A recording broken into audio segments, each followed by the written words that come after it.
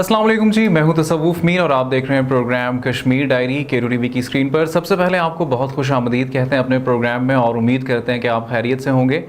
और अगर मौजूदा वेदर की बात की जाए तो आजकल जो है आपको पता है कि मानसून सीज़न जो है वो स्टार्ट ही है और बारिशें जो हैं अक्सर हमें नज़र आती हैं और नदी नालों में तुग़यानी भी हमें नज़र आती है। और इस दौरान जो है दरिया के करीब जाना भी बड़ा नुकसानदेह साबित हो सकता है हम सब के लिए। और प्रीवियस टाइम्स में आपने देखा भी है कि ऐसे वाक़यात हुए हैं कि जो लोग अक्सर दरिया में हमें नहाते हुए नज़र आते हैं, एंजॉय करते हुए नज़र आते हैं, और फिर जब अचानक से दरिया में या नदी नालों में तुग़यानी आती है तो बहुत सारे डूबने के वाक़यात भी सामने आए। इसी हवाले से अगर हम बात करें तो आज़ाद कश्मीर में जगह जगह जो है दरियाओं के करीब लोग हमें नज़र आते थे, लेकिन अब जो है गवर्नमेंट ने वहाँ पर जाने पर पाबंदी आयद कर दी है और दरियाओं के करीब जाना जो है ना वो मना कर दिया गया है। और उसकी वजूहत तो आपके सामने ही हैं, ताकि अवामुन नास को जो है मुश्किलात से बचाया जा सके और वो इन्जॉय करते करते जो है किसी मुसीबत में ना फंस जाएं, इसलिए दरियाओं के करीब जाने पर पाबंदी आयद कर दी गई है। इसी हवाले से हमारे साथ हमारे नुमाइंदे मोहम्मद खुरम मौजूद हैं जी, उनसे जान लेते हैं। जी खुरम, बताइएगा कि दरिया के करीब आप मौजूद हैं, तो दरिया के करीब क्या आपको बाकी लोग नज़र आ रहे हैं, और अगर नहीं नज़र आ रहे तो हुकूमत ने पाबंदी कब से आयद की है और यह पाबंदी क्यों आयद की गई है? जी तसफ़्फ़ुफ़, इस वक्त मैं मौजूद हूँ दारुल मुज़फ़्फ़राबाद में। और हालिया दिनों में जो मानसून की बारिशों की वजह से दरिया के पानी के बहाव में शदीद इजाफ़ा हुआ और इसी को मद्देनज़र रखते हुए ज़िला इंतज़ामिया की तरफ से एक नोटिफिकेशन जारी हुआ था, जिसमें इंतज़ामिया का कहना था कि दफ़ा 144 नाफिज कर दिया गया है। नदी नालों और ख़ुसूसन दरिया के किनारे नहाने या सैर तफरी से गुरेज करना है, और इसकी खिलाफ वर्जी पर पुलिस की कार्रवाई भी की गई थी और मतहद नौजवानों को गिरफ्तार किया गया था और उन पर जुर्माने आयद किए गए थे। ये ज़िला इंतज़ामिया का ये एकदम इस वजह से भी अहम था कि जैसा कि हालिया दिनों में स्वात में एक वाक़या पेश आया और एक ही ख़ानदान के जो अफराद थे वो दरिया की नज़र हो गए। इसी को मद्देनज़र रखा गया और फिर इसी तरह एक और वाक़या जो है वो मुज़फ़्फ़राबाद में भी पेश आया, जिसकी वजह से ज़िला इंतज़ामिया ने ये नोटिफिकेशन जारी किया था कि दरिया के किनारे किसी किस्म की सैर तफरी या फिर नहाने से या किसी किस्म की दरिया के पास खड़े होने से भी जो है वो ग्रेज किया जाए। और इसी पर इंतज़ामिया की जानिब से दफ़ा 144 नाफिज था और कई नौजवानों को गिरफ्तार किया गया, उन पर जुर्माने भी आयद किए जी गए। बहुत शुक्रिया खुरम, आप हमें अपडेट कर रहे थे। और दरियाओं के करीब जाने पर पाबंदी तो आयद कर दी गई है, लेकिन अगर सेफ़ डिस्टेंस पे कोई ऐसी जगह मौजूद हो तो वहाँ पर जाना आपके लिए हेल्पफुल साबित इस तरह से हो सकता है कि काफ़ी गर्मी है, तो अगर इस तरह के कुछ पार्क ज़रूर होंगे कि जो कि एक सेफ़ डिस्टेंस पे हैं और बहुत ज़्यादा दरियाओं के करीब नहीं है, लेकिन वहाँ पर दरिया की ठंडी हवा आप ज़रूर इंजॉय कर सकते हैं। इसी तरह से आज़ाद कश्मीर के दारुल हुकूमत मुज़फ़्फ़राबाद में थूरी पार्क एक ऐसी सेफ़ जगह तस्वर किया जाता है जो कि दरिया से एक ऐसे फासले पर है कि जहाँ पर बैठ के आप दरिया की ठंडी हवा तो एंजॉय कर सकते हैं, लेकिन अल्लाह ताला ने अगर चाहा तो कोई नुकसान आपको वहाँ पर इंशाल्लाह नहीं होगा। और अक्सर इस पार्क में सुबह सवेरे भी लोग आते हैं, दिन को भी आते हैं, शाम की वॉक के लिए भी लोग आते हैं, और जब क्लाउडी वेदर होता है तो दिन के औकात में भी हमें वहाँ पर लोग नज़र आते हैं। और इस वक्त क्योंकि आजकल क्लाउडी वेदर है तो वहाँ पर हमारे नुमाइंदे मौजूद हैं फ़वाद जिलानी, उनसे जान लेते हैं कि लोग कहाँ कहाँ से आते हैं और इस पार्क को लोग किस तरह से एंजॉय कर रहे हैं। जी फ़वाद, हमें अपडेट कीजिएगा। जी तसव्वुफ़, बिल्कुल इस वक्त मैं मौजूद हूँ आज़ाद कश्मीर के दारुल हुकूमत मुज़फ़्फ़राबाद में। अगर बात करें आज़ाद कश्मीर की खूबसूरती की तो इसमें अपनी मिसाल आप ही है आज़ाद कश्मीर। इसके साथ साथ अगर हम मुज़फ़्फ़राबाद में मौजूद पार्कों की बात करें तो वो भी अपना एक मुनफरिद जो है वो मकाम रखती हैं। इसकी बेसिक वजह यह है कि यहाँ पर जो है वो सुबह की वॉक के लिए लोग आते हैं। यहाँ पर जो है वो अपनी सेहत का ख्याल रखने के लिए खुसूसन जो है वो लोग, क्योंकि इसके करीब जो है वो एक तो दरिया है जिसकी हवा सुबह के टाइम जो है वो एक इंसान को ताजगी बख्शती है। इसके साथ साथ अगर हम शाम की भी बात करें तो लोग अपने फैमिली के साथ शाम में जो है वो पार्क में आते हैं। आजकल वैसे भी गर्मियों का जो है वो एक सीज़न चल रहा है, तो गर्मियों से सताई हुई आवाम भी जो है वो इंजॉय करने के लिए और तो आबो हवा जो है वो महसूस करने के लिए इस पार्क का जो है वो रुख करते हैं। अगर साथ एक शहरी मौजूद हैं जो पार्क में वॉक करने के लिए आए हुए हैं, इनसे भी पूछते हैं कि वो इधर क्यों आए हैं और कैसा जो है वो इधर महसूस कर रहे हैं। जी अस्सलाम वालेकुम। वालेकुम सलाम। क्या हाल है भाई? अल्हम्दुलिल्लाह ठीक ठाक। क्या नाम है भाई का? मोहम्मद मुनीब। अच्छा मुनीब भाई, ये बताएं कि इस वक्त आप थूरी पार्क में मौजूद हैं, तो ये बताएं कि पार्क में क्यों आए और इंजॉय कर रहे हैं? जी इंजॉय कर रहे हैं भाई। आज आपको पता बारिश पड़ी है, काफ़ी अरसे बाद गर्मी थी एक हफ़्ता पहले, तो अभी फैमिली के साथ आए हैं, इंजॉय कर रहे हैं। माशाल्लाह साथ दरिया है, इतना प्यारा खूबसूरत है व्यू है, तो इस वजह से इंजॉय कर रहे हैं फैमिली के साथ। जी बिल्कुल, हमारे साथ जो है वो एक शहरी भी मौजूद थे। उनका यही कहना था कि वो फैमिली के साथ जो है वो आएँ और पार्क की खूबसूरती को भी एंजॉय करें। इसके साथ साथ जो है वो चूँकि दरिया के करीब बिल्कुल है, तो एक हवा भी जो है वो शाम के टाइम इधर जो है वो चलती है, तो मज़ीद इसमें जो है वो अच्छा जो है वो बंदे को फ़ील करवाती है। जी।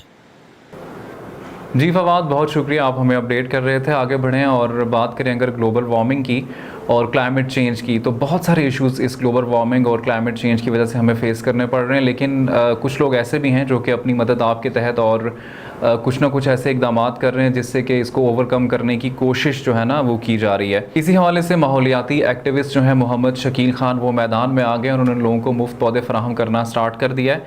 इस हवाले से हमने एक रिपोर्ट भी तैयार की है, आइए आपको दिखाते हैं। महकमे जंगलात और परसचा में वाक़या निजी फोरम के तहावन से माहौलियाती एक्टिविस्ट राजा शकील खान मैदान में आ गए। आवाम को न सिर्फ मुफ्त पौधे फराहम करने लगे बल्कि पौधे लगाकर देने का आगाज़ कर दिया। अहले इलाका के हमरा पौधे लगाकर मौसम बरसात की शजरकारी मुहिम का आगाज़ किया गया।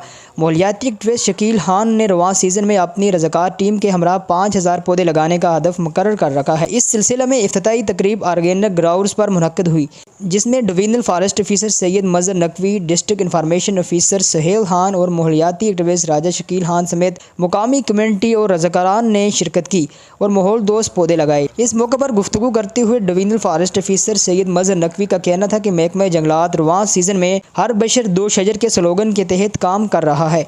आवाम से अपील है कि वो न सिर्फ पौधे लगाएं बल्कि शजर परवरी पर भी तवज्जो दें। इस वक्त मौसमियाती तब्दीलियों के खतरनाक नताइज बरामद हो रहे हैं, जिनसे नबर्द आजमा होने के लिए शजरकारी बुनियादी अहमियत की हामिल है। अगर हमने मिलकर बहसीयत कौम इस जानब तवज्जो न दी तो हमारे आने वाली नस्लें हमें माफ़ नहीं करेंगी। District information officer Muzaffarabad Suhail Khan ने इस मौके पर गुफ्तगू करते हुए कहा कि ऑर्गेनिक ग्राउंड्स परसचा के क़याम का मकसद हालत खुराक पैदा करने के साथ साथ माहौलियाती शऊर उजागर करना है। ऑर्गेनिक ग्राउंड्स की जानब से अहले इलाका को तरगीब दी जा रही है कि वो माहौलियाती तब्दीलियों की हसासियत को समझें और इनसे नबर्द आजमा होने के लिए अपने हिस्से का फ़र्ज़ निभाएं। उन्होंने मज़ीद कहा कि मौजूदा दौर में सोशल मीडिया आगाही फराहम करने का एक बेहतरीन हथियार है, जिसे इस्तेमाल में लाकर लोगों की तवज्जो इस जानब मबजूल करवाई जा रही है। जब तक हम सब मिलकर माहौलियाती तब्दीलियों के असरात को कम करने के लिए अपना किरदार अदा नहीं करेंगे, तब तक हमें हाथर हाथ नताइज हासिल नहीं हो सकते। माहौलियाती एक्टिविस्ट राजा शकील खान ने कहा कि मैंने माहौलियाती तब्दीलियों के चैलेंज से निपटने के लिए तय किया है। मैं अपनी रज़ाकार टीम के हमरा रवां साल 5000 पौधे लगाऊंगा। हम सिर्फ पौधे तकसीम नहीं करेंगे बल्कि लोगों को रज़ाकारों के हमरा पौधे लगा कर भी देंगे। जनरल पब्लिक है उनकी हमरा यहाँ पे हमने मानसून की जो जारी सीज़न है इसमें शजरकारी की और बेहतरीन किस्म की आगही और शऊर इन लोगों में पाया जाता है, जो देखने को मिला है। तो मैं समझता हूँ बहुत ही खुश आइंद बात है। जिस तरीके से ओवरऑल क्लाइमेट चेंज है, ओवरऑल ग्लोबल वार्मिंग है, हमारे मौसम सारे डिस्टर्ब हो चुके हैं, तो मैं ये समझता हूँ कि इस शऊर को आगे फैलाना इंतहाई ज़रूरी है। इन्वायरमेंट एक्टिविस्ट हैं राजा शकील खान, इनके तावन से यहाँ पे अपने ऑर्गेनिक ग्रोवर्स फार्म परसचा में रवां सीज़न की शजरकारी मुहिम के सिलसिले में पौधे लगाकर शजरकारी मुहिम का आगाज़ किया है। तो ऑर्गेनिक ग्रोवर्स का जो है मकसद ही इसको बनाने का यही है कि जो मौसमियाती तब्दीलियाँ जो हमारे खित्ते को बहुत ज़्यादा मुतासर कर रही हैं, इनसे नबर्द आज़मा होने के लिए हम लोगों को अवेयरनेस भी दें और इसमें जो हम प्रैक्टिकल जो काम कर सकते हैं वो भी करें। तमाम भाइयों को मैं मैसेज देता हूँ कि तमाम भाई कम से कम एक दरख्त लगाएं और एक दरख्त लगाएं और एक नेकी कमाएं। और इस तरह के आजकल मौसमी हालात से मौसम में बिल्कुल चेंजिंग आ गई है दरख्तों की कमी की वजह से। K2 TV के प्रोग्राम कश्मीर डायरी के लिए टीम के हमरा मुबशर अकरम अवान परसचा मुजफ्फराबाद आज़ाद कश्मीर।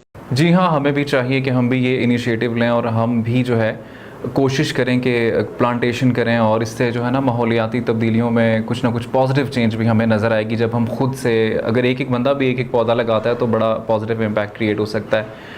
आगे बढ़ें और बात करें अगर जॉब्स, बहुत इश्यूज़ हैं आजकल जॉब्स पाने में और जॉब्स करने में, और फिर आपकी मर्ज़ी की जॉब अगर आपको मिल जाए तो बड़ा अच्छा है, लेकिन कभी कभी नहीं भी मिलती और अक्सर औकात जो है जॉबलेस हजरात हमें जो है ना वो परेशान नज़र आते हैं। जी, तो हमारे नुमाइंदे मोहम्मद हसाम मुग़ल इस वक्त मौजूद हैं ऐसे ही एक नौजवान के साथ जिन्होंने कि ऑनलाइन बिज़नेस को लोगों तक पहुँचाया है, लोगों की हेल्प आउट कर रहे हैं, ख़ुद भी माशाल्लाह से अच्छा अर्न कर रहे हैं और लोगों को भी इस तरफ तरगीब दे रहे हैं घर बैठे पैसे कैसे कमाए जा सकते हैं। तो हसाम से ही बाकी डिटेल्स ले लेते हैं। जी हसाम, अपडेट कीजिएगा। जी बिल्कुल, तसव्वुफ़ इस वक्त मैं मौजूद हूँ दारुल हुकूमत मुज़फ़्फ़राबाद में। आज हमारे साथ एक नौजवान मौजूद हैं जो फ्री लांसिंग कर रहे हैं, वो भी आज़ाद कश्मीर में, जहाँ पे मुख्तलिफ़ प्रॉब्लम वगैरह फ़ेस करनी पड़ती हैं, चाहे वो इंटरनेट के इशूज़ हों, लाइट की बात हो यहाँ पर, या मुख्तलिफ़ जो यहाँ की प्रॉब्लम आजकल की जो जनरेशन को वो फ़ेस करनी पड़ती है। ये कहानी इन्हीं की ज़ुबानी हम इन्हीं से जानते हैं। अस्सलाम वालेकुम। वालेकुम सलाम। सबसे पहले तो फवाद भाई बहुत बहुत शुक्रिया, आपने हमें अपना कीमती वक्त दिया। और उसके साथ अगर बात की जाए फ्री लांसिंग की, तो ये अपनी एक जर्नी हमारी ये जनरेशन को, ये जो हमारे व्यूवर्स हैं, इन्हें बताएं कि आपने कैसे स्टार्ट किया, क्या क्या प्रॉब्लम आपको फेस करनी पड़ी। जी, सबसे पहले तो केटू टीवी का शुक्रिया कि उसने जो है वो मेरी आवाज़ बने। ख़ास तौर पे मेरी आवाज़ बनने का ये मकसद है कि कश्मीरी नौजवानों की जो है वो आवाज़ बनना फ्री लांसिंग से रिलेटेड। अगर मैं अपनी जर्नी की बात करूं तो सेकंड ईयर जब मैंने की, उस दौरान भी मैंने जो है वो ये चीज़ रियलाइज़ की कि सेकंड ईयर के बाद आया हम क्या करेंगे, जॉब्स का तो आपको पता है आगे। तो फिर एक नई फील्ड एक्सप्लोर करने के हवाले से मैंने सोचा। तो स्टार्टिंग से मैंने काफ़ी जो है वो ग्राफिक डिज़ाइनिंग, वेबसाइट डेवलपमेंट और ये सब भी जो है वो किया। तो लेकिन चूँकि जो है वो सिर्फ़ और सिर्फ साथ ये भी मैंने रियलाइज़ किया कि एक स्किल होना जो है वो फ़ायदा नहीं देती, बंदे को मल्टीपल स्किल्स होनी चाहिए। तो इसके साथ साथ जो है वो ऐसे ही मेरी फ्रीलांसिंग जर्नी सेकंड ईयर के बाद मैंने प्रॉपर जो है वो की। इसमें सिर्फ मैं ये बता दूं कि मैंने तकरीबन बीच में से गैप लिया सेकंड ईयर के बाद, क्योंकि फ़ौरन बाद मुझे ये रियलाइज़ हुआ कि गैप लेना मेरे लिए जो ज़रूरी है, क्योंकि यूनिवर्सिटी के साथ साथ मुकम्मल स्किल सीखना थोड़ा सा जो है वो मुश्किल हो जाता है। एक आध साल दो का मैंने गैप लिया, देन जो है वो इस दौरान मैंने स्किल सीखी, उसके ऊपर इम्प्लीमेंट किया और अल्हम्दुलिल्लाह जो है वो अभी मैं अच्छी अर्निंग भी कर रहा हूँ। और अल्हम्दुलिल्लाह मैं अपनी जेब से खुद जो है वो अपनी यूनिवर्सिटी की फ़ीस भी जो है वो पे कर रहा हूँ। बिल्कुल, बहुत अच्छा हो गया। और दूसरा ये हमारे जो व्यूवर्स हैं जो हमें देख रहे हैं, जो हमारी ये जो जनरेशन है, क्योंकि यहाँ पे आज़ाद कश्मीर के अंदर अगर जॉब्स की बात की जाए तो ये बहुत डिफ़िकल्ट होता है, क्योंकि हर कोई चाहता है कि सरकारी जॉब्स मिले, लेकिन ये बहुत मुश्किल होता है। और दूसरा इस तरह की यहाँ पे जो अगर इंडस्ट्रीज़ की बात की, इसका भी बहुत बड़ा इशूज़ है। तो उनके लिए क्या पैगाम देना चाहेंगे कि वो कैसे इन हालात या इन प्रॉब्लम को फेस करें और ये फील्ड ज्वाइन करेंगे, उनके लिए और क्या रास्ते? जी बिल्कुल, जैसा कि मैंने आपको अभी बताया कि मैंने सेकंड ईयर में ही ये बात सोचना शुरू कर दी थी कि जॉब जो है वो आपको पता है एक सीट आती है, उधर 1000 बंदा पीएचडी लेवल जो है वो अप्लाई कर रहा होता है, चाहे वो बल्कि जॉब चपरासी की होती है, अक्सर आपने न्यूज़ में भी सुना होता है। तो पीएचडी लेवल के लोग जो है वो उधर अप्लाई कर रहे हैं। जॉब्स की हालात तो आपके सामने, बल्कि हमेशा एक बात में जो है वो मुझसे रिलेटेड लोग भी हैं, उनसे भी कहता हूँ, मेरे कज़न हैं, अपने दूसरे दोस्त जब मिलते हैं तो मैं उन्हें हमेशा ये बात कहता हूँ कि भाई आप जो है वो कहीं जॉब लेने की जगह बल्कि जॉब क्रिएट करने के जो है वो बायस बने। ये ना देखें कि आपको एक सीट हो उसके लिए जो है वो आप स्ट्रगल करें, और वो भी कोई चांसेस 99% चांसेस हैं कि आपको जो है वो, अगर आप बहुत एक्स्ट्राऑर्डिनरी हैं एकेडमिक्स में, तो फिर आपको कहीं जाकर, या आपकी सिफारिश है बहुत ज़्यादा, तो फिर जाके जो है वो आपको मिलेगा। तो फ्रीलांसिंग से रिलेटेड यही है कि आप स्टार्टिंग से छोटी मोटी स्किल्स है जो है वो आप कर सकते हैं। सबसे पहले आप ये देखें कि आपको किस चीज़ में जो है वो इंटरेस्ट है। आप डिजिटल मार्केटिंग कर सकते हैं, आप वीडियो एडिटिंग कर सकते हैं, आप ग्राफिक डिज़ाइनिंग कर सकते हैं, वेबसाइट डेवलपमेंट कर सकते हैं, और बहुत सारी जो है वो फील्ड हैं। नौजवानों के आना चाहिए, एक्सप्लोर करना चाहिए। ये बहुत बड़ी जो है वो, यूँ समझे कि ये एक पूरा समुंदर है और समुंदर खाली पड़ा हुआ है आपके पास। आप ये बात समझें, बजाय इसके कि आप सरकारी नौकरियों के पीछे जो है वो भागें, इस फील्ड को जो है ना वो लाजमी एक्सप्लोर करें, और आप इंशाल्लाह एक दिन जो है वो जॉब क्रिएटर भी बनेंगे, दूसरों को जॉब जो है वो आप देंगे। और ये कोई अफसानवी बात में नहीं कर रहा, मेरे साथ बहुत से लोग हैं, मैं खुद हूँ, मेरे साथ जो है वो 10 से 15 लोग ऑफिस में जो है वो काम कर रहे हैं। और इसी तरह और भी मैं बहुत सारे लोगों को जानता हूँ जो अपना काम स्टार्टिंग में किया और बाद में बहुत से लोगों के जो है वो रोज़गार का भी ज़रिया जो है वो बने। जी बिल्कुल ठीक हो गया। बिल्कुल आपने इनकी जर्नी भी जानी कि कितनी मुश्किलात हैं जो इंसान को फेस करनी पड़ती हैं, बाज़ का कंप्रोमाइज़ करना पड़ता है, चाहे वो स्टडी की बात हो या बहुत सारी ऐसी ख्वाहिशात वगैरह होती हैं, बंदा उनको भी कंप्रोमाइज़ करके आगे चलता है। बिल्कुल इन्होंने एक और ये बात भी की कि यहाँ पे रुझान है सरकारी जॉब्स का। यहाँ क्या अगर बात की जाए पाकिस्तान में भी तो हर तरफ यही देखने को मिलता है कि मतलब सरकारी जॉब्स हों, लेकिन ये कि इनकी बहुत अच्छी बात थी कि जॉब क्रिएट करनी चाहिए, ना कि एक जो सीट है या एक कोई सरकारी जॉब है उसके पीछे बंदे को भागना चाहिए। जी बहुत शुक्रिया हसाम, आप हमें अपडेट कर रहे थे ऑनलाइन बिज़नेस और ऑनलाइन अर्निंग के हवाले से। एक इंटरव्यू हमने रिकॉर्ड किया था, बहुत ज़बरदस्त है। हमारे एक दोस्त हैं जो कि लॉ के स्टूडेंट होने के साथ साथ एक सिंगर भी हैं और बहुत अच्छी जो है ना गायकी भी करते हैं, और बड़ी ज़बरदस्त उनसे हमने गपशप की है। आइए वो सुनते हैं। हमारे साथ जो है हमारे बहुत ही ख़ास मेहमान मौजूद हैं, जिनका कि मैंने आपसे जिक्र भी किया था कि राजा एहतशाम साहब हमारे साथ मौजूद होंगे, जो कि लॉ के स्टूडेंट भी हैं और उसके साथ साथ सिंगिंग उनकी हॉबी और उसको भी वो कैरी किए हुए हैं। अस्सलाम वालेकुम सर, कैसे हैं आप? वालेकुम सलाम। तो आपको आपका जो ये फ़न है इससे आपके दोस्त बड़े महसूस होते हैं और आप हमारे दोस्तों में से ही हैं और हम भी बड़े महसूस होते हैं, बड़ा पसंद करते हैं आपको। या आपके बगैर महफिलें अधूरी होती होंगी दोस्तों की? जी बिल्कुल ऐसा ही है, क्योंकि मैं ये अपनी एज अ हॉबी लेके चलता हूँ चीज़ों को, तो in a friend circle just for fun ना, ये एक लिस्ट बनी होती है दोस्तों की कि अच्छा भाई आपने आज हमें टाइम देना है, इस दिन हमें टाइम देना है, क्योंकि दोस्तों की गैदरिंग्स होती हैं, वहाँ पे जो है ना म्यूजिक साथ हो जाए तो मज़ा दोबारा हो जाता है। तो ऐसा ऐसे दोस्त इनवाइट करते हैं तो जो है ना हम गैदरिंग्स वगैरह करते हैं। एक तो लॉ बड़ा सख्त किस्म का वो रोबदार प्रोफेशन, और उसके बाद फिर एक ये जब सिंगिंग की तरफ आ जाते हैं तो दोनों चीज़ें बड़ी मुतज़ाद हैं आपस में, और इनको आपने मैनेज भी किया हुआ है। जैसे मेरे एक दोस्त हैं, वो डॉक्टर भी हैं, साथ साथ वो सिंगिंग को भी लेके चल रहे हैं। मुश्किलात पेश आती हैं, कोई फील होता है कि कभी कोई रेजिस्ट कर रहा हो कि ये आप क्यों ऐसा कर रहे हैं? जी देखिए, हमारे माशरे में इस चीज़ को इस तरह से लेके चला नहीं जाता या सोचा नहीं जाता या देखा नहीं जाता, लेकिन अगर एक चीज़ आप एक लीगल वे में करें तो वो चीज़ें बड़ी अच्छी जाती हैं ना उस तरह से। और अल्हम्दुलिल्लाह मैंने इसको आपको पहले बताया कि मैंने एज अ हॉबी इसको लेके चल रहा हूँ, तो शायद यही वजह है कि मैंने इसको एक लिमिट्स इन द बाउंड्रीज रखा हुआ है, और शायद यही वजह है कि घर से भी मुझे ऐसा कोई रिस्ट्रिक्शंस नहीं है इस पे ना। तो लॉ प्रोफेशन तो ये है कि लॉ तो हम रेगुलर लेके चलते हैं जी, हम कोर्ट्स में ही होते हैं, तो मैं समझता हूँ कि वकला हजरात को भी थोड़ी सी एक साइड चाहिए होती है अपने सुकून के लिए और रिलैक्स होने के लिए। तो शायद यही वजह है कि हमारी वकला जो लोग हैं, हम गैदरिंग्स करते हैं आफ्टर अ वीक वीकेंड के, तो ऐसे जो चीज़ों के लिए चलते हैं। अच्छा, बड़ा ज़बरदस्त है कि माइंड रिलैक्स, म्यूज़िक वैसे ही बड़ा रिलैक्स कर देता है माइंड को, और स्पेशली जिस तरह का म्यूजिक मैंने आपका सुना है, आप गज़लें और इस तरह का रिलैक्सिंग म्यूजिक, आपका ज़्यादा फोकस इसके ऊपर है। और फिर बहुत सारी बातें हमने करनी, लेकिन सबसे पहले हमें क्या सुनाएंगे? जी सबसे पहले मैं आपको एक गज़ल, पाकिस्तान के एक बहुत मशहूर और क्लासिकल में एक बड़ा नाम है सनम मारवी जी, और मेरी वालदा जो है उनको ये सनम मारवी जी बहुत पसंद है, क्योंकि सूफी और क्लासिकल के एक बड़ा नाम है। तो उनकी एक गज़ल के ये जो मोहब्बतों की कसम खा रहे हैं आप, सच पूछिए तो इश्क से घबरा रहे हैं। तो ये सबसे पहले मैं बिल्कुल जी सुन। ये जो मोहब्बतों की कसम खा रहे हैं आप, सच पूछिए तो इश्क से घबरा रहे हैं आप। ये जो मोहब्बतों की कसम खा रहे हैं, एक उम्र जिसके साथ गुजारी है आपने, एक उम्र जिसके साथ गुजारी है आपने,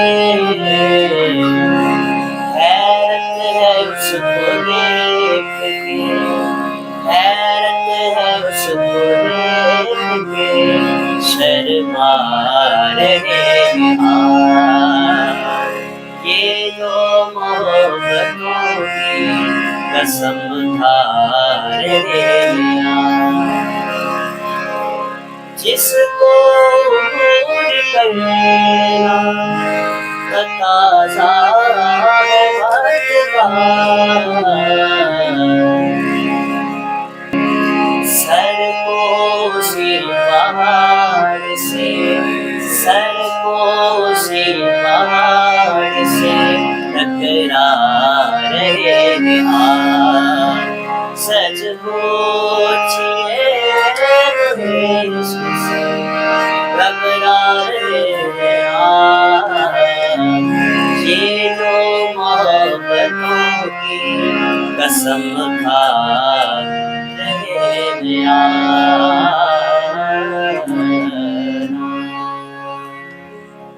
सर बहुत ज़बरदस्त, माशाल्लाह आपकी आवाज़ में सुर भी है, और मतलब एक ना रूहानियत आ जाती है इस तरह के सॉन्ग सुन के। मुझे ये बताएं कि ये कहाँ से हारमोनियम को प्ले करना सीखा? दरअसल मैं स्टार्ट से ही उर्दू अदब की तरफ थोड़ा सा लगाव ज़्यादा था। यही वजह है कि शायद ये इंस्ट्रूमेंट हारमोनियम मेरा चॉइस ये इसलिए है क्योंकि मैं क्लासिकल की तरफ और सूफी की तरफ ज़्यादा मेरा रुझान था। तो बस एक लगाव है इस इंस्ट्रूमेंट के साथ। हालांकि आज के दौर में बहुत एडवांस इंस्ट्रूमेंट्स भी हैं, लेकिन हारमोनियम क्लासिकल और सूफ़ी के लिए, सूफ़ी जो गायकी है उसके लिए ये एक बेसिक एसेंशियल है, क्योंकि यहाँ से आप सीखते हैं और ये आपको सिखाता है। तो आई थिंक सो मैं 3rd या 4th क्लास में था, तो तब से मैं हारमोनियम प्ले करता हूँ।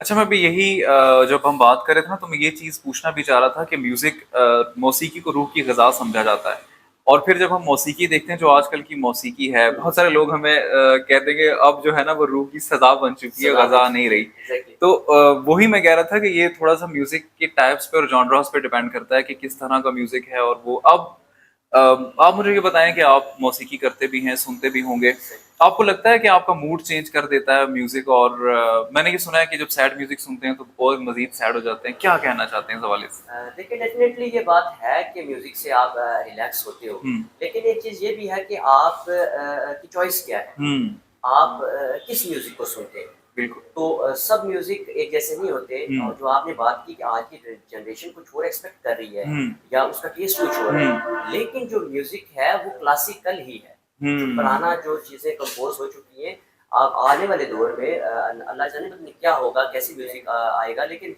ये है कि जो क्लासिकल है ना, वो असली गायकी वही है।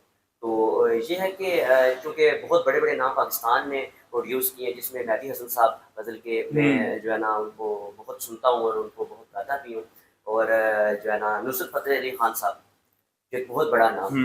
तो पाकिस्तान के पास बहुत सारी क्वालिटीज़ ऐसी हैं, क्वालिटी उसने प्रोड्यूस की है कि जो वर्ल्ड में अपना लोहा मनवा भी देंगे। ज़बरदस्त। तो बेसिकली क्लासिकल और सूफी जो है, मेरी गायकी, मेरा रुझान इसी साइड पे है। ज़बरदस्त। मैं इसको लेके चलता हूँ। अच्छा, मुझे ये बताएं कि बड़े कम लोग हैं जो कि हारमोनियम के साथ अभी तक मतलब इसको प्यार करते हैं। एक पुराना म्यूजिक है ना, एक सितार और इस तरह के बड़े मॉड किस्म के म्यूजिक आ गए। अब आपका तो एक शौक है ना, आपको किस एज में फील हुआ ये कि आप में ये टैलेंट है और आपको आगे लोगों ने ज़ाहिर तारीफ तो की होगी? जी, दरअसल इस तरह से है कि मैं ये समझता हूँ, और अक्सर हमारी गुफ्तगू भी होती है इन फ्रेंड सर्कल के, हम वो आखिरी लोग हैं इस जनरेशन के जिन्होंने अपने पेरेंट्स को देखा है, जिन्होंने अपने से पहले वाला ईरा फील किया है। आजकल तो वो बात है ही नहीं ना। आजकल के बच्चे जो नौजवान आ रहे हैं और नेक्स्ट जनरेशन, तो उनके लिए ऐसा चीज़ें नहीं है, मैं समझता हूँ। तो यही वजह है कि मैंने वो दौर देखा है मेहदी हसन साहब का, तो क्लासिकल दौर मैंने देखा है। तो स्टार्ट से ही बस एक चीज़ पॉइंट आउट करके ये रहा कि गज़ल एक ऐसी चीज़ है, और फिर एक मुझे स्टाइल बड़ा पसंद आता था, जिस तरह से गज़ल गायक स्टेज पे बैठते हैं और हारमोनियम के साथ परफॉर्म करते हैं। और बेसिकली गज़ल जो है ना, वो एक लफ्ज़ों को डिफाइन, और उसमें आप लफ्ज़ों के जो है ना शेप्स कंस्ट्रक्ट कर रहे हैं। बिल्कुल। तो एक चीज़ गज़ल ये है कि आप अपनी बात पहुँचाना और एक ऐसी फीलिंग्स को पहुँचाना। तो एक चीज़ जिसकी फिजिकल एग्जिस्टेंस नहीं है, तो वो आप डिलीवर कर रहे होते हो। It's difficult, very difficult. तो गज़ल इस वजह से जो है ना, मुझे क्लासिकल वो दौर देखा, तो शायद इसी वजह से मुझे जो है ना शौक था कि मैं क्लासिकल की तरफ आऊँ। अच्छा, जब हम बात करते हैं गायकी की और सिंगिंग और परफॉर्मेंस और सिंगिंग, दो अलग अलग चीज़ें। आजकल के दिनों में मैं ये देख रहा हूँ कि लोग जो है ना वो गाने को सुनते कम और देखना ज़्यादा पसंद करते हैं ना। जिस दौर की बात करें, रेडियो पे लोग सुना करते थे, बड़ा एंजॉय किया करते थे, क्योंकि सिर्फ आपने बड़ी अच्छी बात की कि उस सारे वर्ड्स को कंस्ट्रक्ट करना रियलिटी के साथ, वर्ड्स के साथ उसको जोड़ना बहुत बड़ी बात है। मुझे ये बताइएगा कि अब हमें क्या सुनाएंगे, क्योंकि हमारे पास मुख्तसर वक्त है। एक गीत है अकेले न जाना छोड़कर। जबरदस्त। तो ये तो भाई हमारी फरमाइश भी थी, बताए बगैर आपने जो है ना दिल की आवाज़। और दोस्तों ने बड़ा सराहा इस गज़ल को। बिल्कुल। तो मैं चले आपको वो सुनाता हूँ। बहुत जी प्लीज। अकेले न जाना हमें छोड़ कर तुम्हारे बिना भला क्या जिएंगे। अकेले न जाना बहुत दुख दिया हमें जिंदगी ने, हमें और गम अपना देके जाओ। निगाहों की सैर हुई जाए,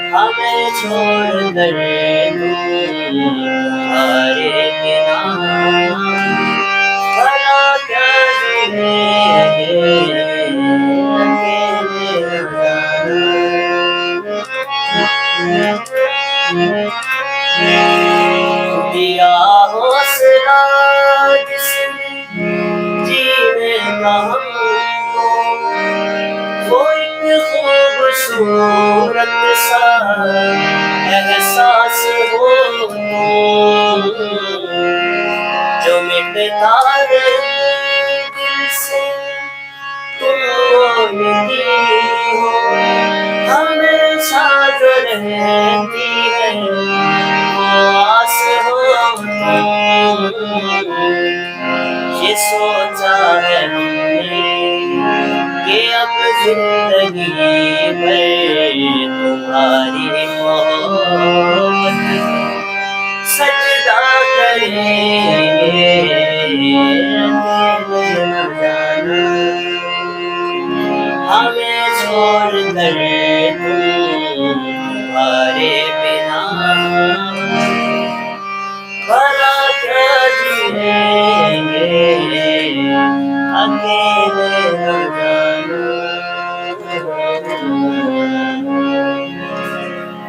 जी, उम्मीद है कि आज का प्रोग्राम कश्मीर डायरी आपने एंजॉय किया होगा। मुझे यानी तसव्वुफ मीर को दीजिए इजाज़त। इंशाल्लाह नेक्स्ट वीक आपसे दोबारा मुलाकात होती है। अल्लाह हाफिज़।